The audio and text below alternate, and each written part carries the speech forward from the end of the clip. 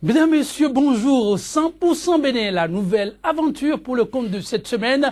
Tout un plaisir de vous savoir au rendez-vous. Appelés de tous vœux, les nominations au sein des ministères et offices d'État figurent désormais en bonne place des grandes décisions issues des conseils des ministres. À chaque conseil, son lot de nominations. Celle de la semaine écoulée aura été particulièrement fructueuse de par le nombre, plus de la vingtaine, et sujette à maintes interrogations de par les portefeuilles pourvus. Des nominations au niveau du secteur de la justice et certaines institutions qui sont rattachées et des redéploiements au niveau des départements relevant de la très stratégique question de sécurité publique laisseraient meurtris et déçus plus d'un citoyen.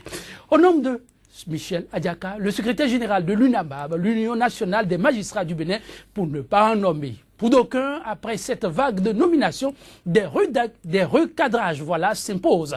La promotion de la vertu et de la crème de l'excellence promise à l'ère de la rupture doivent constamment se traduire en actes. Tout le contraire ne serait que traîtrise. À moins de 2 mois de gouvernance du régime en place, le débat a-t-il sa raison d'être? Ces appels incessants à la perfection dans les actes de l'exécutif tiennent-ils de la veille citoyenne d'une pression mal pensée?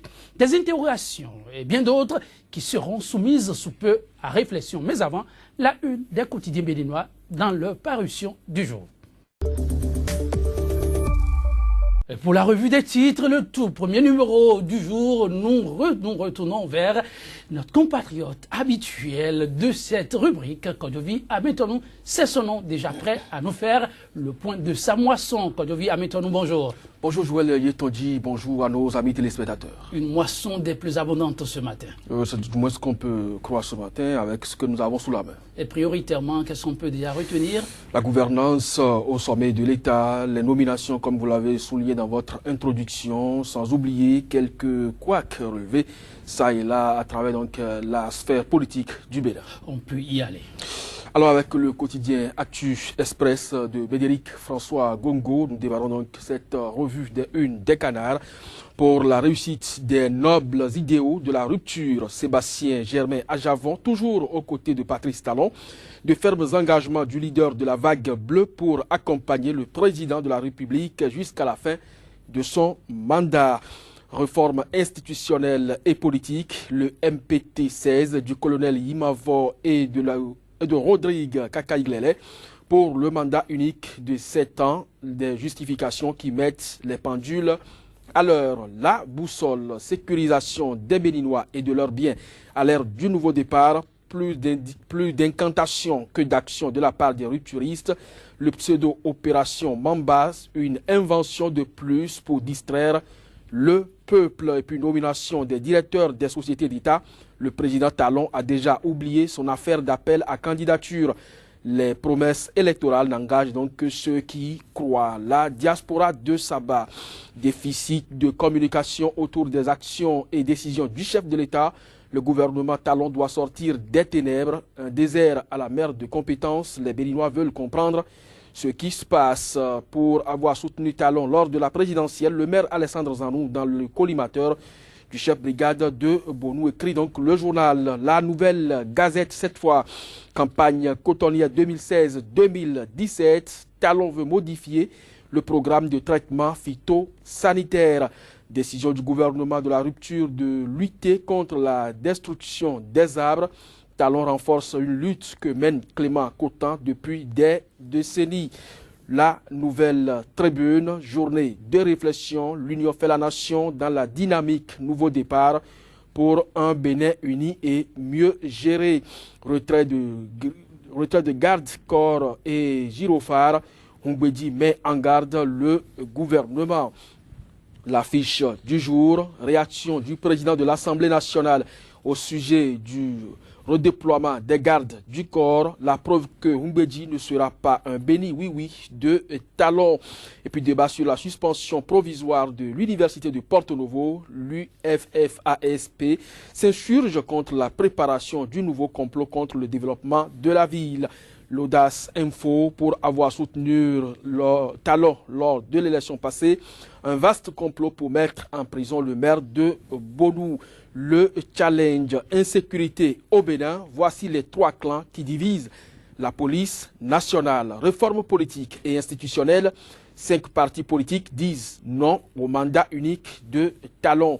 Le confrère de la matinée, réforme constitutionnelle et institutionnelle, les recommandations des jeunes parlementaires du Bénin. À l'heure des réformes, qu'en sera-t-il du système éducatif? Et puis Assemblée nationale, les députés adoptent la loi cadre sur l'environnement. Le coopérant filière coton au Bénin depuis 1990, toute la stratégie de Talon pour imposer le monopole. Quotidien Le Potentiel, non-paiement des frais de rappel à la 39e promotion de la police nationale, la direction du service de l'intendance des armées accusée. Et puis, interpellation abusive et saisie frauduleuse d'une voiture haut de gamme, un douanier mis aux arrêts, puis avant-goût des réformes politiques et institutionnelles au Bénin, des innovations mais aussi des points non consensuels, des innovations, mais aussi des points de non-consensus. Le projecteur, marché des intrants et gestion des usines d'engrenage, comme Talon opère depuis 1990 pour écarter tous ses concurrents. Nouvelle expression, nomination du contrôleur général de la police Idrissou Moukaïla à la DGPN. Les raisons qui justifient le choix de Saka Lafia, repère média, gestion de l'or blanc au Bénin. La ruse comme technique de Talon pour contrôler le marché des intrants et la gestion des usines d'engrenage à quand l'audit de la Sodeco pour voir clair dans la gestion des usines d'engrenage. Une interrogation à la une du journal Le Repère Média. Soleil levant, Joël dit pour terminer, modification du programme de traitement phytosanitaire, réunion secrète au MAEP pour imposer les intrants à Talon. Complot contre donc la campagne cotonnière 2016-2017, donc écrit ce journal. Et puis inondation dans la commune d'Abomey-Calavi. Le maire Georges Bada est-il déjà dépassé par la situation? Et puis mise en place de l'opération Mambas par le gouvernement, les émigrants d'Abomey-Calavi brutalisés par les éléments de la compagnie de gendarmerie de la ville, le ministre Azanaï interpellé. Merci Kotovi. Mettons-nous, l'exercice a été particulier ce matin. Dans la moisson et abondante, oui, place à présent au débat matinal consacré à l'analyse de l'actualité béninoise, juste après cette bande-annonce. Sika TV fait désormais escale dans chacun des pays africains. Escale numéro 1, le Bénin.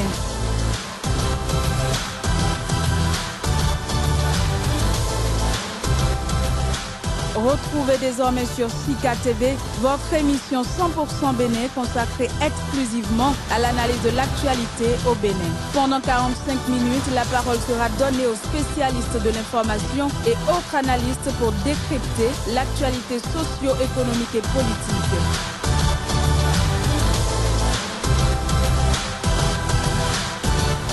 « 100% Bénin, c'est du lundi au vendredi sur Sika, le vrai visage de l'actualité en Afrique. Série de nominations semaine écoulée, la concrétisation de l'acte attendu depuis peu par le peuple béninois ne semble pas combler bien des attentes. Clientélisme et favoritisme, dit-on, se serait subrepticement invité dans la danse. Nomination à l'ère de la rupture, le régime à l'épreuve des contraintes liées à la promotion de l'excellence et de la vertu. Deux observateurs de la vie politique pour mener le débat avec nous, à chacun son profil. Il est Kofi Dia, doctorant en droit privé fondamental. Il est aussi professeur de droit dans bien des universités privées du Bénin. Il est Kofi Dia, bonjour. Bonjour. Et merci de répondre à notre invitation. C'est moi qui vous remercie. En face de lui, vous le devinez, lui n'est plus à présenter. Donc Lamabalo, journaliste, il est le directeur de la radio Soleil FM au Bénin. Donc Lamabalo, bonjour. Bonjour Joël, bonjour à tous les téléspectateurs. Merci pour la disponibilité. C'est toujours un plaisir. Le plaisir est partagé. Les récentes nominations au sein de nombre de départements ministériels et à la tête des offices d'État, si elles sont saluées par nombre de Béninois, elles ont aussi laissé un arrière-goût de mal accompli à bien d'autres. Celles à avoir beaucoup fait parler d'elles, ces nominations bien entendu, sont entre autres celles relatives au positionnement de magistrats au niveau de bien des postes de responsabilité. La boutade à cet effet est venue du magistrat secrétaire général de l'INAMAB, Michel Adjaka, qui, je cite, déclare « Cette nomination faite par le gouvernement de la rupture dans le secteur judiciaire insulte la morale et n'incite pas à la vertu. On ne peut pas prôner et promettre au peuple la rupture et s'empresser de recycler des magistrats sanctionnés par le Conseil supérieur de la magistrature dans des dossiers criminels comme Amani Tidjani pour corruption et Séverin Kaovi pour défaut de compte rendu. La magistrature n'est pas un capharnaüm. Elle mérite mieux. » Fin de citation. Cette réaction, vous la comprenez, Hilaire Kofi Dja? Oui, je la comprends tout à fait bien. Et Monsieur Michel Adjaka est dans son rôle. Il est dans son rôle dans la mesure où le ministre de la Justice, garde des Sceaux, l'agrégé Djogbenou Joseph, représente a le pouvoir de nomination.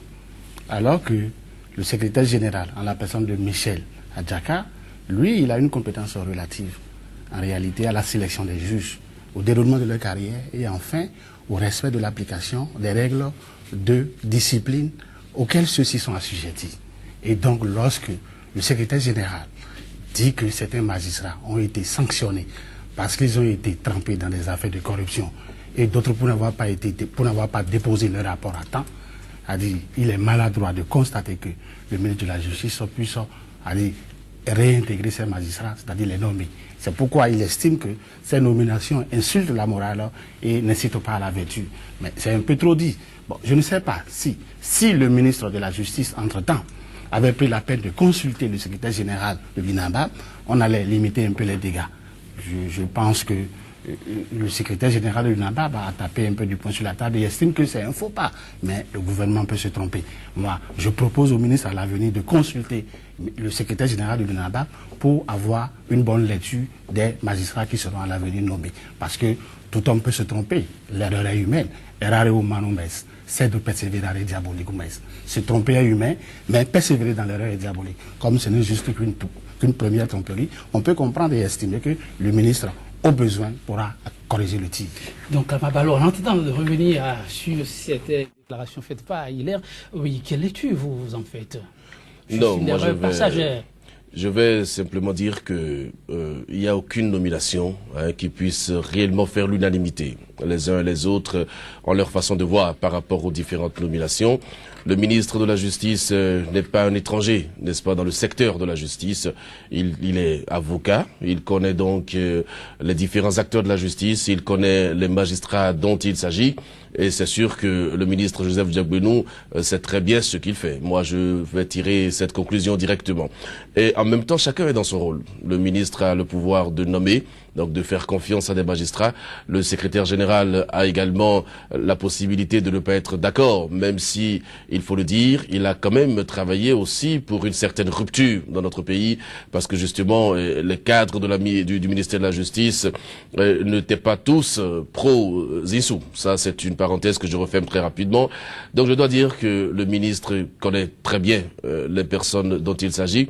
Alors, est-ce que la sanction au niveau des magistrats interdit leur nomination? Parce que vous savez très bien que dans l'administration, il y a une hiérarchie des sanctions.